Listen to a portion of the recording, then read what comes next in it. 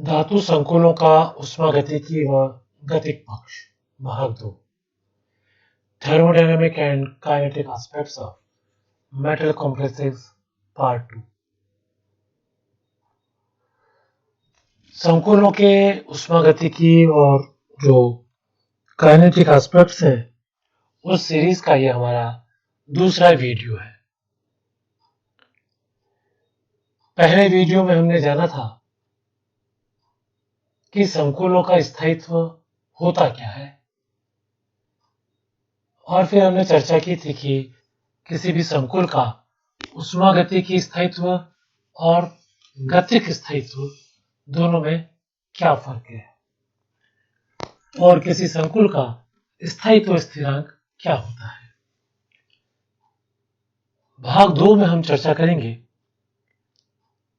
स्थायित्व स्थिरांक के निर्धारण की, डिटर्मिनेशन ऑफ स्टेबिलिटी कांस्टेंट।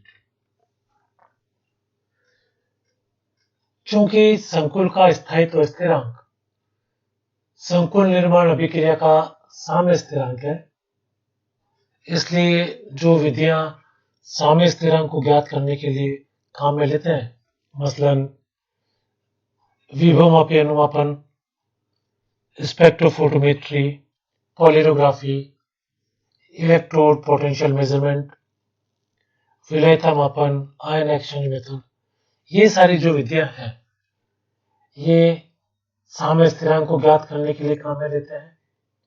इन्हीं विधियों के द्वारा हम किसी भी संकुल का स्थायित्व स्थिरांक यानी कि स्टेबिलिटी कांस्टेंट ज्ञात कर सकते हैं। स्थायित्व स्थिरांक ज्ञात करने की कुछ महत्वपूर्ण विधियां इस प्रकार है: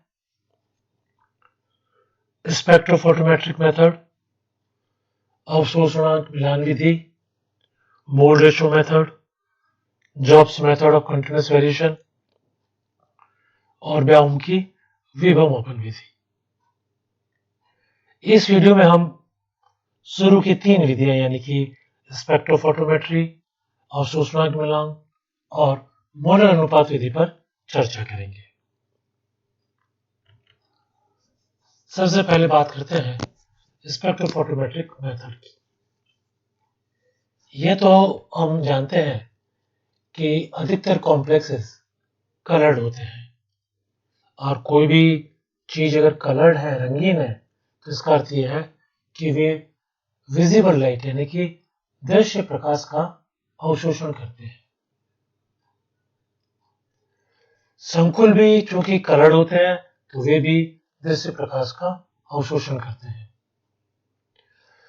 तो संकुल जो प्रकाश को अवशोषित करता है उसकी जो वेवलेंथ है वह उससे अलग होती है जो कि उसका धातु आयन एब्जॉर्ब करता है।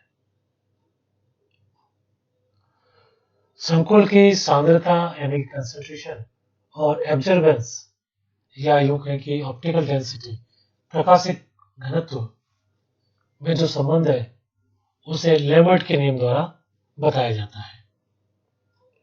A equals to epsilon CL।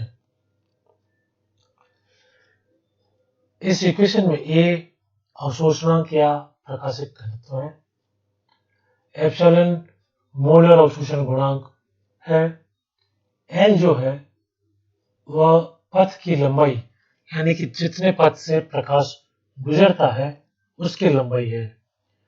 Practically देखें तो जिस सेल में, जिस कोष्ठिका में हम विलेन को भरते हैं उसकी जो विड्थ है वह L होता है कि जितने पथ से प्रकाश गुजरता है उसकी लंबाई को स्मॉल l से प्रदर्शित करते हैं, और जो C है वह संकुल की सांद्रता मोल प्रति लीटर में है। जो ये ऊपर समीकरण दिखाया गया है ये इक्वल्स टू एप्सिलॉन C है। इनमें यदि A, एप्सिलॉन और L ज्ञात हो तो हम सांद्रता की गणना आसानी से कर सकते हैं।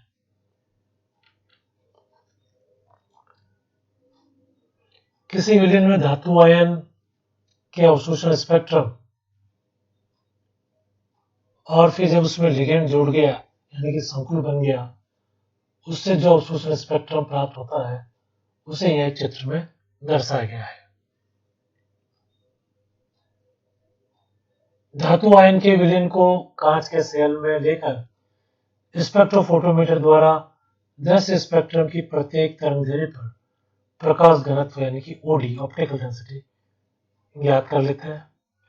फिर उसका जब ग्राफ ड्रॉ करते हैं तो जैसे यहाँ चित्र में डॉटेड लाइन द्वारा प्रदर्शित किया गया उस तरह का एक ग्राफ प्राप्त होता है। फिर उस विलयन में लिगेंड मिला लेते हैं, तो जो मेटल और लिगेंड मिलते हैं तो कॉम्प्लेक्स यानी कि संकुल बन जाता है, और जो विलयन में संकुल बन गया है फिर हम उसका अवशोषण ज्ञात कर लेते हैं, जो यह चित्र में गहरी लाइन द्वारा दर्शाया गया है। और जब ये जो ग्राफ प्राप्त हुआ है उसमें जहां एक मैक्सिमा प्राप्त होता है तो यह वह तरंगदैर्घ्य है जहां पर कि जो कॉम्प्लेक्स है वो प्रकाश का अधिकतम अवशोषण करता है, और उस तरंगदैर्घ्य को हम लैम्ब्डा मैक्स के द्वारा प्रदर्शित करते हैं। तो प्रैक्टिकली क्या करते हैं हम कि धातु आयन का कोई विलयन लेते हैं और अलग अलग वेवलेंथ पे हम उसकी ऑप्टिकल डेंसिटी या एब्जॉर्बेंस को नोट कर लेते हैं और उसके बीच उसका एक ग्राफ ड्रॉ कर लेते हैं।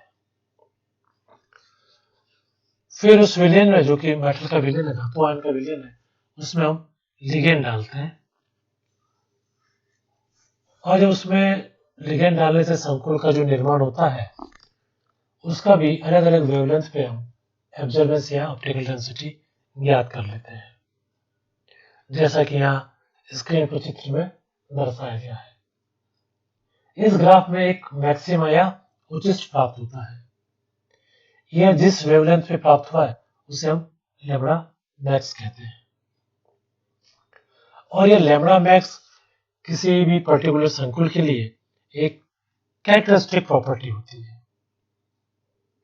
तो हर संकुल का अपना एक फिक्स लैम्ब्डा मैक्स होता है। और जैसा भी हमने चर्चा की थी कि विलयन में मेटल आयन है और हमने लिगेंड उसमें डाला तो एक साम्य स्थापित हो जाता है, उसको अभिक्रिया में यहाँ स्क्रीन पर प्रदर्शित किया गया है। इस अभिक्रिया से अगर हम संकुल का निर्माण स्थिरांक निकाले जो कि उसका स्थायित्व स्थिरांक यानी कि स्टेबिलिटी कांस्टेंट भी होता है, तो उसकी वैल्यू आ जाएगी k equals to ml2 plus upon m2 plus l। अब k का मान ज्ञात करने के लिए धातु आयन एवं लिगेंड की भिन्न भिन्न ज्ञात मात्रा द्वारा विभिन्न विलयन बनाए जाते हैं, तथा प्रत्येक विलयन में धातु आयन की कुल सांद्रता एवं लिगेंड की जो कुल सांद्रता है वह हमें ज्ञात होनी चाहिए। तो अगर धातु आयन की कुल सांद्रता और लिगेंड की कुल सांद्रता अगर हमें ज्ञात होती है और विलयन को कुछ देर रहने देते हैं तो एक साम्य अवस्था प्राप्त हो जाती है, और जब उसमें संकुल बन जाता है तो लैम्ब्डा मैक्स पर उसकी ऑप्टिकल डेंसिटी हम ज्ञात कर लेते हैं। अब जो विलयन बना उसमें धातु आयन की जो कुल सांद्रता होगी, तो विलयन में धातु आयन कुछ तो मुक्त अवस्था में होंगे, कुछ लिगेंड के साथ जुड़े होंगे। तो जो पहली इक्वेशन आप स्क्रीन पर देख रहे हैं Cm जो कि धातु आयन की कुल सांद्रता को प्रदर्शित कर रहा है, तो धातु आयन की कुल सांद्रता दो चीजों में हो सकती है, एक तो धातु आयन खुद ही विलयन में हो, दूसरा संकुल के रूप में हो। तो Cm equals to m2 plus ml2 plus. इसी तरह से हम बात करें कि लिगेंड की कुल सांद्रता, तो विलयन में कुछ तो लिगेंड की फॉर्म में पड़े होंगे, कुछ मेटल के साथ में संकुल बना चुके होंगे, तो लिगेंड की कुल सांद्रता होगी जो कि विलयन में जो लिगेंड पड़े हैं वो प्लस जो लिगेंड मेटल से कॉम्प्लेक्स बना चुके हैं। इस तरह से हमने Cl जो कि लिगेंड की कुल सांद्रता है वो इक्वेशन 2 में प्रदर्शित कर रखी है। अब बियर और लैम्बर्ट का जो सूत्र था जो भी हमने पहले पढ़ा था A equals to epsilon L C, तो A लिखा हमने यहाँ, एप्सिलॉन संकुल के लिए लिखा कि ये संकुल का है, तो epsilon ml2 plus plus multiplied by L जो है कि पथ की लंबाई है इंटू सी जो कि कंसंट्रेशन बता रहा है लिगेंड की। लिगेंड और मेटल से जो कॉम्प्लेक्स बना है उसकी। इसको हमने सॉल्व किया तो इक्वेशन 3 आ जाती है कि जो संकुल की जो कंसंट्रेशन है वह कितनी होगी। अब ये जो संकुल की कंसंट्रेशन है इसका जो मान है वो जो ऊपर समीकरण 1 और 2 दर्शाए गए उनमें अगर हम रख दें तो हमें समीकरण 4 और 5 प्राप्त होते हैं। तो मेटल की जो प्रारंभिक सांद्रता है वह हमें ज्ञात है, लिगेंड की जो प्रारंभिक सांद्रता है वह हमें ज्ञात होती है, और इस तरह से सूत्र से हम जब जो संकुल बना विलयन में उसकी सांद्रता ज्ञात कर लेते हैं, और उस वैल्यू को जब हमने इक्वेशन 1 और 2 में रखा है तो हमें इक्वेशन 4 और 5 प्राप्त होती है। अब जो समीकरण 3, 4 और 5 थे एक बार पुनः उन पर नजर डाल लेते हैं कि समीकरण 3 जब हमने जो बीयर लैम्बर्ट का फॉर्मूला था A equals to epsilon LC उसमें वैल्यू पुट की थी C की, तो उससे जो संकुल की सांद्रता आई थी वो हमें पता लग गई, और इक्वेशन 4 और 5 वो हमें लिगेंड और मेटल आयन की सांद्रता A और E के रूप में बता रहा है। तो समीकरण 3, 4 और 5 से जब हमें इनके एक्टिव मासेस पता लग जाएंगे तो समीकरण जो हमने प्रारंभ में डिस्कस किया था कि जो निर्माण स्थिरांक या स्थायित्व स्थिरांक था इनमें अगर वैल्यू रखते हैं तो हम स्थायित्व स्थिरांक के मान की गणना कर सकते हैं। एक उदाहरण पर चर्चा करें कि जो आयरन अपना संकुल बना रहा है जो यहाँ अभिक्रिया दर्शाई गई है उसका स्थायित्व स्थिरांक इस विधि से हम ज्ञात कर सकते हैं। इस अभिक्रिया में मेटल आयन और लिगेंड दोनों विलयन लगभग रंगहीन होते हैं, यहाँ टाइपिंग एरर है, इसको माने कि रंगहीन होते हैं, और जब इन्हें मिलाया जाता है तो चमकीले लाल नारंगी रंग का विलयन प्राप्त होता है, और ये जो चमकीला लाल नारंगी रंग प्राप्त हुआ है वह संकेत देता है कि संकुल का निर्माण हुआ है। फिर जो संकुल बन गया उसका जो अवशोषण स्पेक्ट्रा है, एब्जॉर्प्शन स्पेक्ट्रा है, उससे लैम्बडा मैक्स ज्ञात कर लेते हैं और फिर हम उसका स्टेबिलिटी कांस्टेंट ज्ञात कर सकते हैं। अब दूसरी विधि की बात करें जो कि है अवशोषणांक मिलान विधि, एब्जॉर्बेंस मैचिंग मेथड।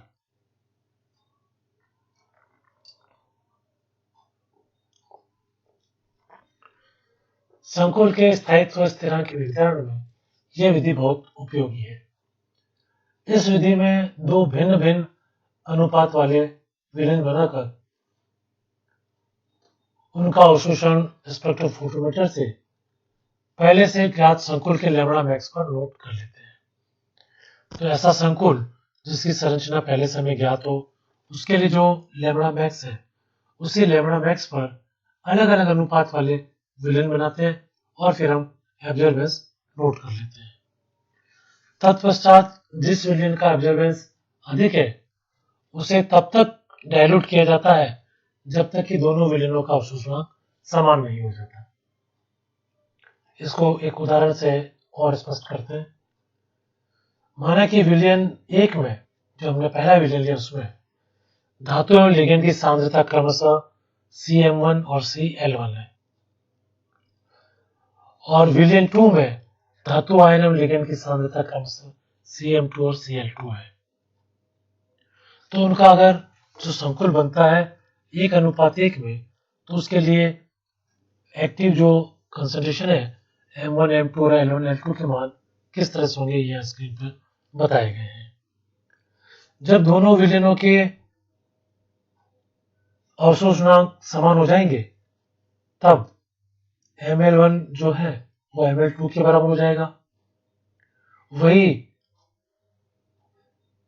L1 और L2 के इक्वल हो जाएगा जो कि इक्वल होगा Cx के, और ये जो Cx है वो कोई अज्ञात सांद्रता है जिसकी वैल्यू हमें ज्ञात नहीं है।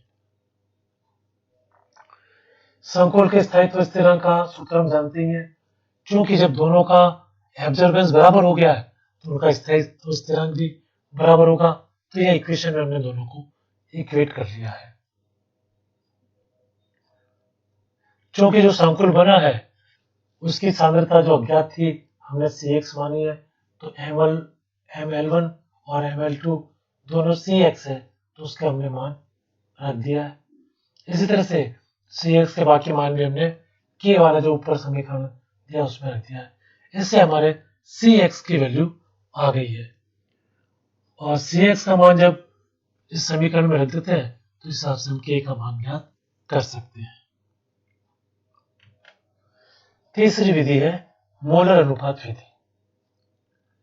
इस विधि में धातु आयन या लिगेंड इनकी जो टोटल कंसंट्रेशन है वो कांस्टेंट रखते हैं, यानी कि धातु आयन अथवा लिगेंड की जो कुल सांद्रता है उसको स्थिर रखा जाता है और विभिन्न जो सांद्रता अनुपात है लिगेंड और मेटल आयन के उनके विलीनों का प्रकाशीय घनत्व ज्ञात कर लेते हैं